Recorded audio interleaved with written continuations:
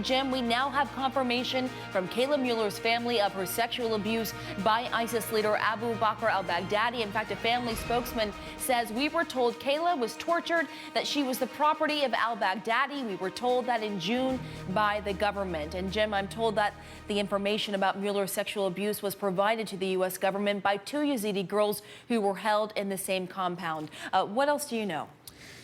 Well, right now, we're learning this, as you say, from those two Yazidi girls. Also, the interrogations of Sayyaf, the wife of Abu Sayyaf, killed in that strike just a few weeks ago.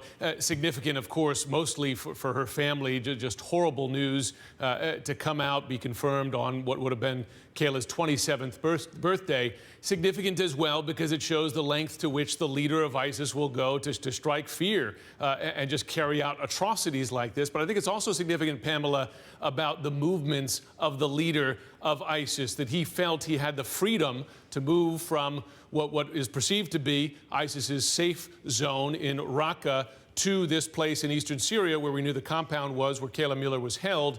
The fact that he felt he had that freedom to make that movement is significant because, of course, the storyline had been because of pressure from the U.S.-led air campaign that kind of movement, that had greatly restricted that kind of movement by not only ISIS leaders but also ISIS fighters. Right. And on that note, I mean, how much traveling do we think he was doing? Going to Abu Sayyaf's home? Is he more exposed than perhaps thought? Well, if he was able to go there repeatedly, then he was able to do more traveling, certainly more traveling than we thought possible, and then that we've heard would have been possible, particularly for senior leadership, because we know that Baghdadi has been a #1 target of the U.S.-led air campaign.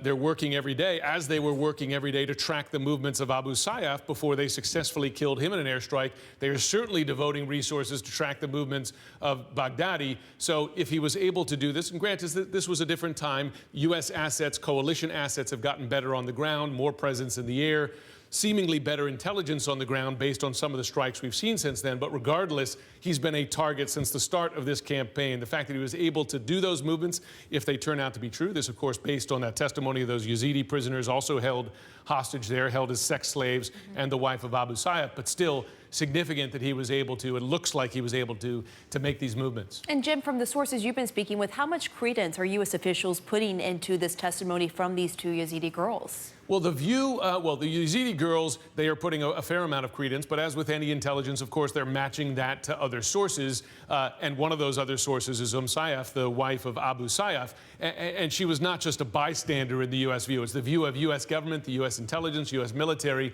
that she had a senior role in ISIS organization as well. So they are treating what she says about the activities, you know, the personal activities of Abu Sayyaf, who was holding Kayla there in effect as an ISIS sex slave, and helping the leader of ISIS, Mr. Baghdadi, to come there. They are treating her as knowledgeable and therefore treating that testimony as credible.